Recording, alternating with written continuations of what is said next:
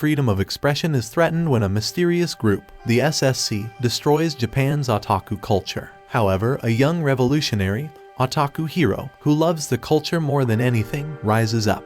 With the help of 3 rambunctious magical girls, Anarchy, Blue, and Pink, they'll team up to create a world free of this oppressive rule. Be part of the rebellion to bring back fandom. Year 2008, a young man nicknamed Otaku Hero goes to the store to buy the new edition of his favorite manga.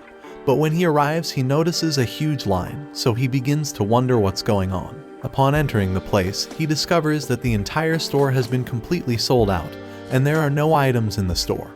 But he sees a volume of the manga he was looking for, so he desperately runs to grab it. Unfortunately, a strange government guard beats him up and takes the magazine from him, telling him that he had better leave the place if he doesn't want to be put under protection, which leaves the boy perplexed. As he leaves, he sees that the city streets are filled with chaos, as the government is rounding up the city's otaku and putting them into a so-called rehabilitation system called protection. Even the news channels are informing citizens that all citizens should report to the authorities if they see an otaku wandering the streets. In just 1 week, the whole country was almost completely out of stock of otaku stuff, so the protagonist, Otaku Hero, decided to start a resistance. 3 years later, in 2011, the members of the resistance led by Otaku Hero take refuge in a hideout and eat the last food reserves they have. So Anarchy, one of the waifus of the group, confronts the leader, telling him that they must get more reserves. While the hideout is attacked by a wrecking machine, one of the leader's informants notifies him that another group of otaku has been captured,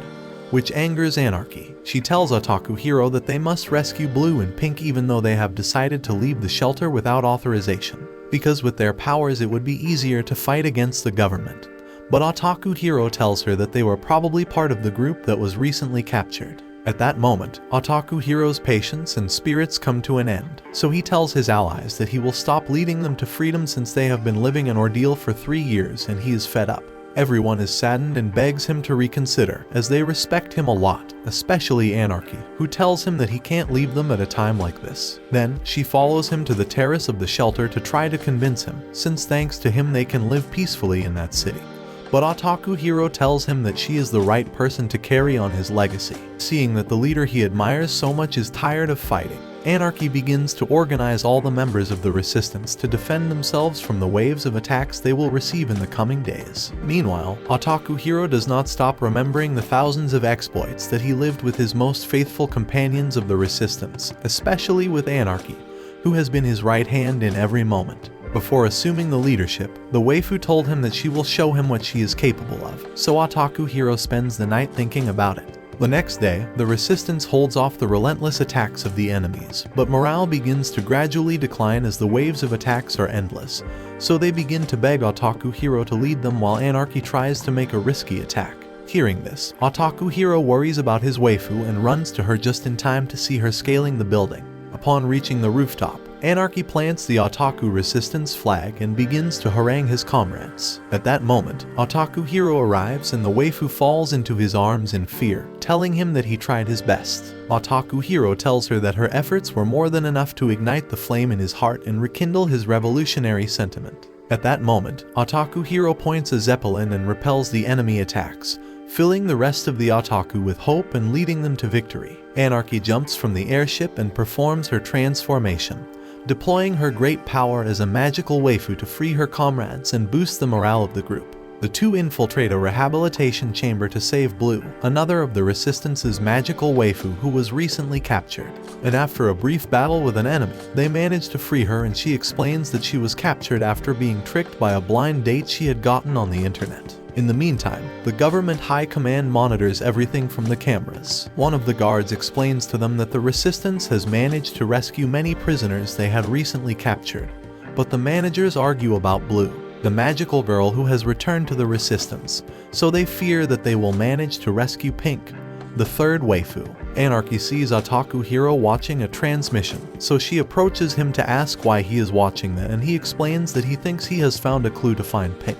For that reason, he contacts Nick, one of the Resistance hackers. Nick sends the exact location of the transmission to Anarchy's cell phone, and seeing that he is very close, they decide to go immediately. Otaku Hero, Anarchy, and Blue infiltrate a strangely and extravagantly decorated subway, and after walking around for a while, they find Pink. Unfortunately, the waifu refuses to collaborate with them since, like Otaku Hero, she has grown tired of fighting for a lost cause and has formed a strange army of fans. The waifus try to convince her, but she decides to give them a chance when she hears Otaku Hero say that she has also suffered a huge demotivation recently, and that she has regained her spirits thanks to anarchy. Pink hands some strange pills to the waifus and tells them that they must take them if they really want to convince her, so the waifus have no choice but to do so. After this, they enter Pink's mind and must go through a psychedelic and strange journey to reach the deepest part of her mind and fight against her. Both waifus manage to convert to use their powers, but Pink is very powerful since she is literally inside her own mind and can do whatever she wants there. Anarchy manages to make her reflect by reminding her of the promise they made to each other the first day they fought together, and Pink confesses that her dream is to work in a maid-themed coffee shop.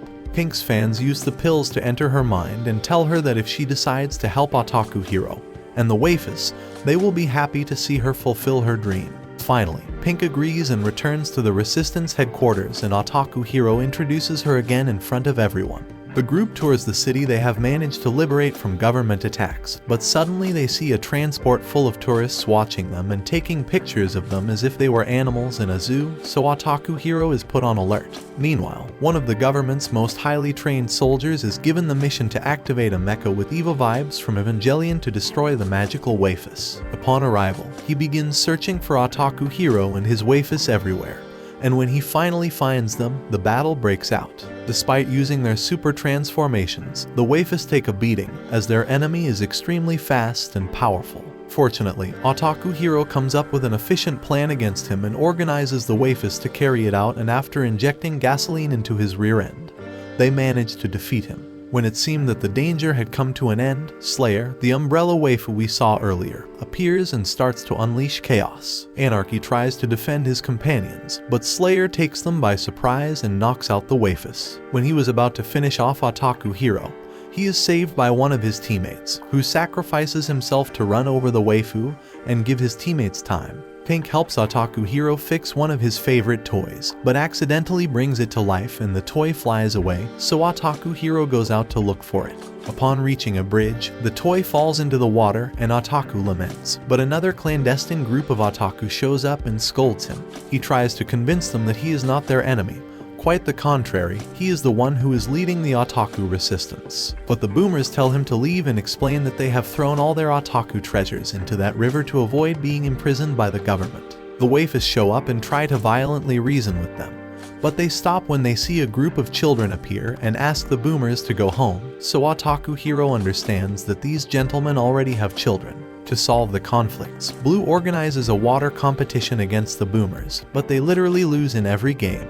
When it is Otaku Hero's turn to compete with the leader of the other group of Otaku, he tries to convince him that they are equal, but the boomer tells him that they will never be equal since they are part of different generations, explaining that when he was young, he had to hide to watch anime and read manga, while for Otaku Hero's generation, Japanese culture has spread all over the world and is no longer bullied. He also blames his generation for the government's decision to ban everything related to the otaku world. He also blames his generation for the government's decision to ban everything related to anime culture. Otaku Hero responds by saying that otaku should never live in hiding, let alone feel ashamed to live like this, and that he will fight as long as it takes to live in a world where everyone has the right to enjoy their hobbies without being mistreated. At that moment, a group of government robots makes an aquatic attack and the magical waifus get to work to save everyone. But things get complicated due to the versatility of the robots. Otaku Hero was about to be defeated by one of the robots, but his toy saves him from danger, and the boomers take it as a sign, so they decide to join his fight and help. But obviously, they are not powerful at all and end up in danger. Fortunately, they manage to buy time for the waifus to drain the river and save the day. Ultimately, they find their hidden treasures and are filled with joy, bidding Otaku a temporary farewell. Otaku Hero tells the waifus that he knows someone in the capital who is able to help them duplicate their powers, but they will have to take a risk to do so. The group returns to society after several years and must go unnoticed, as they see how the guards keep arresting people with the slightest otaku vibes. While searching for Don Narco's hideout, the group encounters a detective-like man who interrogates them. but finally reveals that he is also an otaku and is very happy to find them. So he escorts them to Don Narco's lab and offers to help them with whatever they need. When they finally locate the eccentric scientist, he tells them that he will give them the necessary pills to empower the waifus if they manage to recover some action figures that the government confiscated. So the group embarks on a new journey to one of the most dangerous government building, and after days of exposing themselves to different dangers, they finally manage to infiltrate with the help of Marcus, the strange otaku gigachad they met before. Upon recovering the dolls, the group returns to the old man's lab and he hands them the pills and the group takes off. Although the waifus want to increase their powers at that moment, Otaku Hero tells them he will keep the pills in his pocket until the time is right. The end. Thanks for watching. Please like, subscribe, and click the bell icon to get new anime recaps.